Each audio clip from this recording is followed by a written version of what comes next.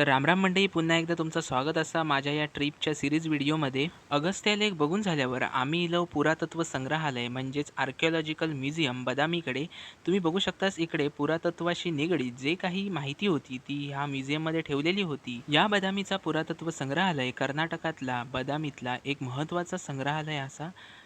इकडे चालुक्यकालीन शिल्पकला, शिलालेख, नाणी आणि विविध प्रकारची पुरातत्वीय अवशेष जतन केलेले होते. या संग्रहालयाची स्थापना 1982 मध्ये भारतीय पुरातत्व सर्वेक्षण विभाग ASI ने केलेली होती.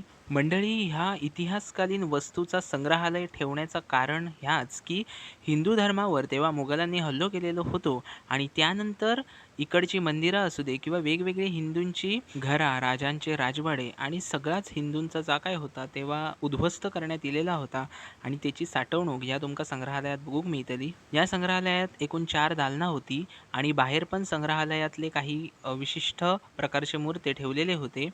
इकडे शिव, विष्णू, नरसिंह, नटराज, लज्जागौरी, मातृका इत्यादी प्रकारची सुंदर शिल्पा तुमका बघूक मिळतली. 6व्या शतकापासून 16व्या शतकापर्यंत शिलालेख, प्राचीन नाणी, स्थापत्य अवशेष या संग्रहालयात जतन केलेले होते. शिडलफडी येथील प्रागैतिहासिक गुहेचे प्रतिरूप आणि मानव उत्क्रांती तसेच प्रागैतिहासिक जीवनावर सगळी प्रदर्शना इकडे विशेष आकर्षक ठरतात. मंडळी, तुम्ही जर बदामीक इलास आणि या जर म्युझियमका भेट देऊची असली तर सकाळी 9 ते 5 वाजेपर्यंत ह्या म्युझियम चालू असता.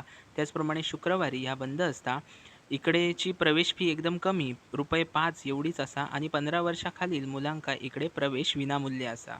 मंडळी, ह्या संग्रहालय बदामीच्या प्राचीन चालुक्य इतिहासाचो किंवा कला आणि स्थापत्य परंपरेचो अभ्यास करण्यासाठी अत्यंत उपयुक्त हा.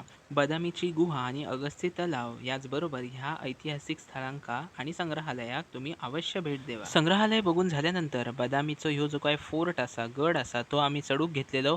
मंडळी, खूप दमुक होता ह्यो गड चढताना. तुमका दाखवतंय पुढे पुढे ह्या गडावर काय काय असा.